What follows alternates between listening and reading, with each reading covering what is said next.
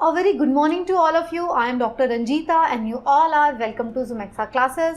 आज के इस लेक्चर में हम लोग वर्ल्ड हिस्ट्री को खत्म करने जा रहे हैं। क्लास 11 हिस्ट्री एनसीईआरटी के आखिरी चैप्टर की तरफ हम लोग पहुंच चुके हैं।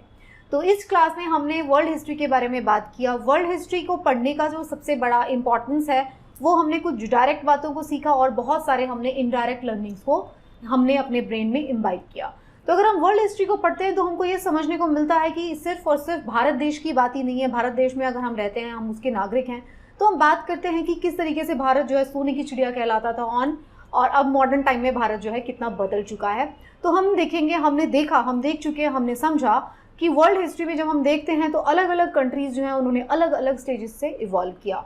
हमने ये सब देखा कि क्यों इंग्लैंड जो है वो सुपर पावर बन जाता है। इंग्लैंड से पहले जो है पुर्तगीज़ स्टार्ट करते हैं, डच स्टार्ट करते हैं वॉयज, वहाँ पे ज़्यादा डेवलपमेंट होती है, बट इंग्लैंड जो है उसको टेक ओवर कर लेता है। इंग्लैंड के बाद जो है अमेरिका आता है, अमेरिका किस तरीके से टेक ओवर करता है, हमने इन सब चीज़ों के बारे में बात किया।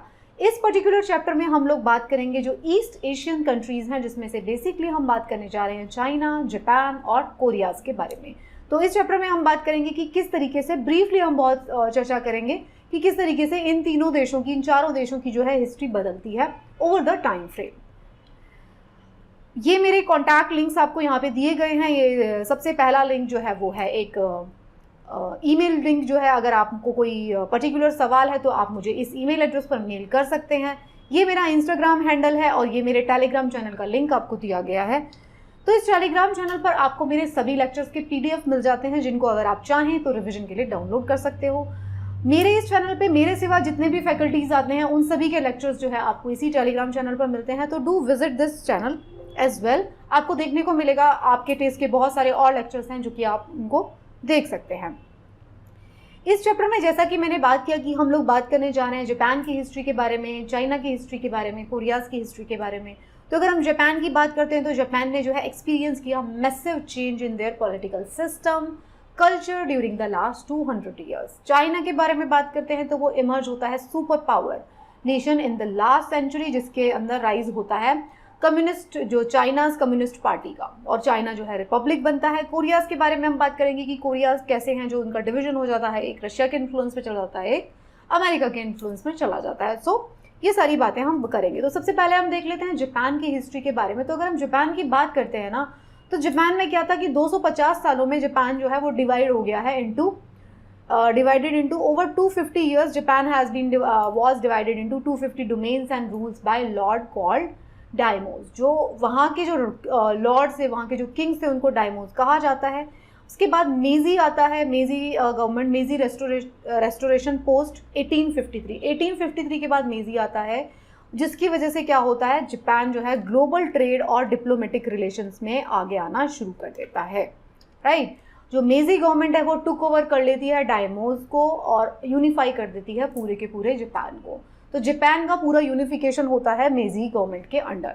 तो जो मेजी रिफॉर्म्स होते हैं उसकी वजह से इकोनॉमिक मॉडर्नाइजेशन होती है जापान में। जापान एक ऐसा बड़ा पर्टिकुलर कंट्री है जिसने कि अपने खुद के कल्चर को भी प्रिजर्व करके रखा और जितने भी मॉडर्न आइडियाज़, मॉडर्न टेक्नोलॉजी हैं, उन सबको भी इम्बाइब किया। तो अगर आप देखेंगे तो टेक्नोलॉजिकल एडवांस में भी आपको जापान बहुत आगे मिलेगा, और वो सब उसने कब किया, अपने खुद के कल्चरल ट्रेडिशंस को प्रिजर्व करते हुए। बाकी कंट्रीज़ की तरह अगर आप देखेंगे तो जो कंट्रीज़ मॉडर्नाइजेशन की तरफ बढ़ती है वो अपने खुद के कल्चर, खुद की वैल्यूज़ को वो छोड़ते चले जाते हैं पीछे और मॉडर्न आइडियाज़ को अडॉप्ट कर लेते हैं। बट जापान के केस में ऐसा नहीं हुआ। इंडस्ट्रियल ग्रोथ होती है in early 20th century led to enhance economic development. तो आप देखेंगे कि जिस तरीके से हमने यूएस के केस में देखा ना, तो जापान के केस में भी हम देखेंगे जिस टाइम पे वर्ल्ड वॉर 1, वर्ल्ड वॉर 2 वाला जो टाइम पीरियड है, जापान इतना डेवलप हो जाता है, उसके अंदर भी जो कॉलोनियल एम्बिशंस जो हैं वो डेवलप होना शुरू हो जाती हैं। राइट, तो एग्रेसिव नेशनलिज्म की अगर हम बात करते हैं तो जो 20th सेंचुरी का स्टार्टिंग था, during the early 20th century Japan feared the western powers. Japan को डर लगता था कि जो वेस्टर्न पावर्स है, जो कि ज़्यादा डेवलप वर्ल्ड है, वो क्या करेंगी, which led to the rapid strengthening of the military. उससे उसको डर था, तो उसकी वजह से क्या हुआ, जापान ने अपनी खुद की मिलिट्री को स्ट्रेंथन करना शुरू किया, combined with colonial expansion under the rule of imperial governor emperor. तो जापान जो है, जापान को लगता था कि जो वेस्टर्न वर्ल्ड है उसका इन्फ्लुएंस पूरे वर्ल्ड पे ज़्यादा बढ़ रहा है, तो उससे डर के क्या किया जापान ने भी अपनी मिलिट्री पावर्स को एनहांस करना शुरू किया। साथ में इंडस्ट्रियल एनहांसमेंट शुरू की, और अब ये दोनों चीज़ें होती हैं तो जापान के अंदर भी कॉलोनियल एम्बिशंस डेवलप होते हैं। तो जापान जो है वो फोकस करता है ऑन इंटीग्रेटिंग वेस्टर्न कैरेक्टरिस्टिक, और लेकिन अपनी खुद की इंडिजिनियस ट्रेडिशन को मेंटेन करते हुए। तो फुल फ्लेजेड एक्सपेंशन देखेंगे ना आप नेशनलिज्म का, तो वो आपको देखने को मिलेगा 1930s एंड 40s में, जब वर्ल्ड वॉर 1 के बाद वाला टाइम पीरियड था। तो उस टाइम पे आप देखेंगे कि जापान जो है, जापान एक इकलौता कंट्री था जिसकी वजह से अमेरिका वॉज फेयरिंग, अमेरिका को बहुत डर था किससे, जापान से, राइट। तो ये सारी चीज़ें आप देखेंगे तो जो 1930s एंड 40s में एक जापान का नया कैरेक्टर सामने आता है, forming a patriotic society while combating west through overcoming modernity and modern values. तो मतलब बात क्या कहने की कोशिश कर रहे हैं कि जापान जो है अपनी टेक्नोलॉजिकल एडवांसमेंट मॉडर्निटी को अडॉप्ट ज़रूर करता है, लेकिन अपनी ट्रेडिशनल वैल्यूज़ को इंटैक्ट रखते हुए। So reemerging as a global economic power कैसे आता है आफ्टर वर्ल्ड वॉर 2? क्या वर्ल्ड वॉर 2 में क्या हुआ था, ये आप सब लोग जानते हैं, हिरोशिमा एंड नागासाकी को यू नो वेरी वेल। तो जब वर्ल्ड वॉर 2 खत्म होता है तो Japan had to sign a new constitution, नया कॉन्स्टिट्यूशन साइन करता है जिसके अंदर नो वॉर क्लॉज साइन किया जाता है, with economy being revived with a new democratic approach. तो जो इकोनॉमी है उसे एक नई तरीके से रिवाइव किया जाता है। वर्ल्ड वॉर जो 2 है वो कब खत्म हुई थी आपको पता है, 50-60 साल से ज़्यादा हम देख चुके हैं उन सारी चीज़ों को, 70 साल हो चुके हैं, in fact 70+ years. So the rapid economic और सोशल डेवलपमेंट होती है पोस्ट वॉर, और 1960s और 70s में क्या होता है, Japan reach the peak of their industrial operation. मतलब जापान एक ऐसा बड़ा आप कह सकते हैं बड़ा इम्प्रेसिव कंट्री है जो कि मतलब न्यूक्लियर बॉम्ब के इफेक्ट के बावजूद अपने आप को उसने इतना डेवलप कर लिया सिर्फ 70 सालों के अंदर, राइट। तो स्ट्रिक्ट एनवायरमेंटल लॉज यहाँ पे लगते हैं, were establish to protect the environment, क्योंकि इन लोगों ने एनवायरमेंटल पोल्यूशन, वॉर पोल्यूशन सारा कुछ झेला है। तो यहाँ पे अब जो लॉज हैं 1960s और 70s के बाद बहुत स्ट्रिक्ट लॉज लगाए गए एनवायरमेंटल प्रोटेक्शन के लिए, इकोनॉमिक डेवलपमेंट पे ध्यान दिया गया, डेमोक्रेटिक अप्रोच के ऊपर काम किया गया। उसी तरीके से अगर हम चाइना की बात करते हैं, रिपब्लिक ऑफ चाइना की, तो जो रिपब्लिक ऑफ चाइना है वो एस्टैब्लिश हुआ था 1911 में। 1911 में सन याट सेन जो है उनके अंडर में रिपब्लिक ऑफ जो है चाइना उसकी नींव रखी जाती है। जो चाइनीज़ कम्युनिस्ट पार्टी है वो बनाई जाती है 1921 में, और People's Republic of China government was establish होती है 1949 में। तो चाइना में क्या चल रहा है, चाइना के अंदर कम्युनिस्ट पार्टी एस्टैब्लिश की गई है। माओ जेडोंग जो है, ये उनका पोस्टर्स आप देख सकते हैं, rise of communist party of China.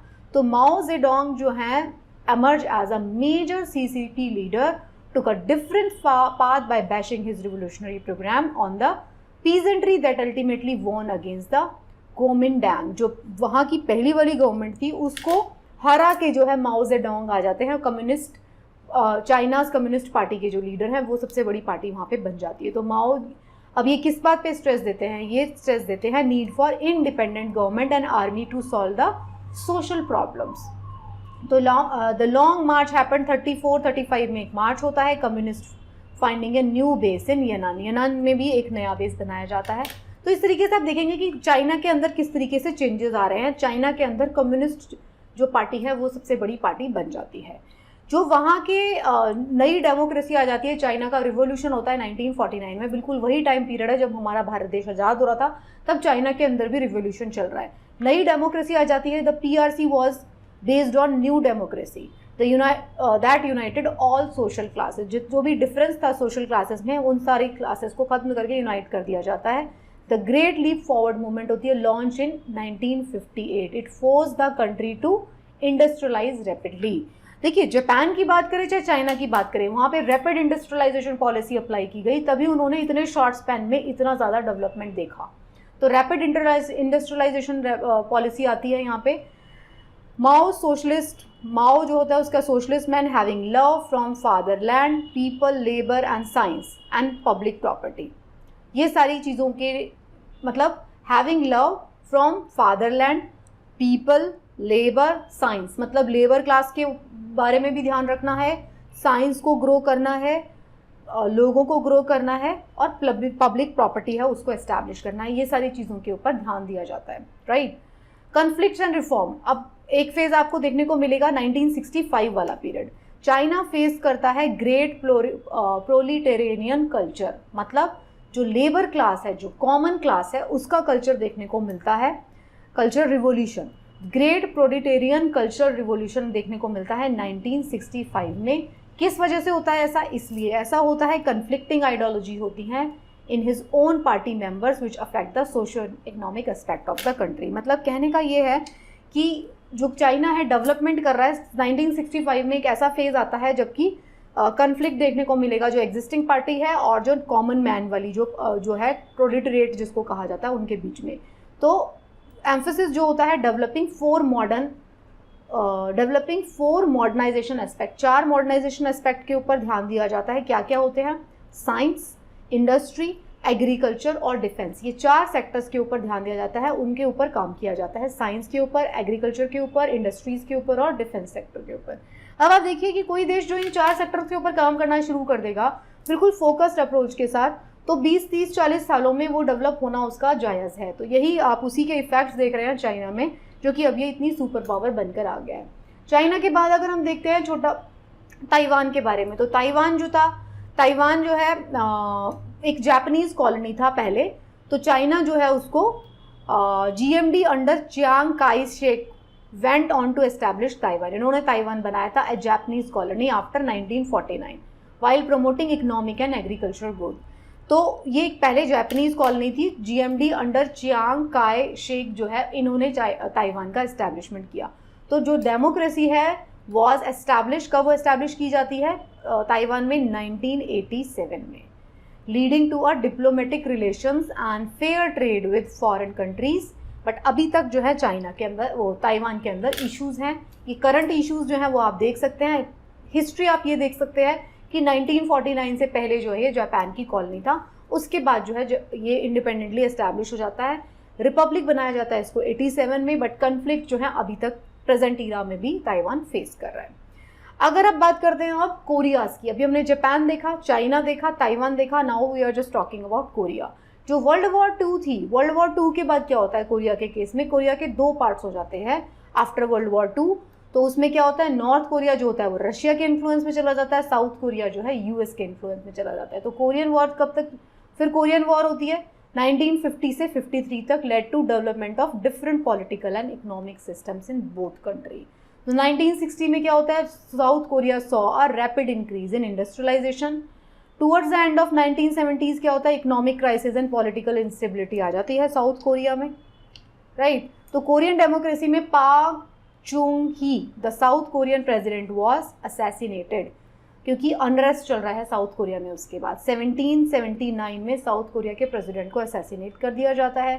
South Korean democracy was establish, slowly establish हुई थी।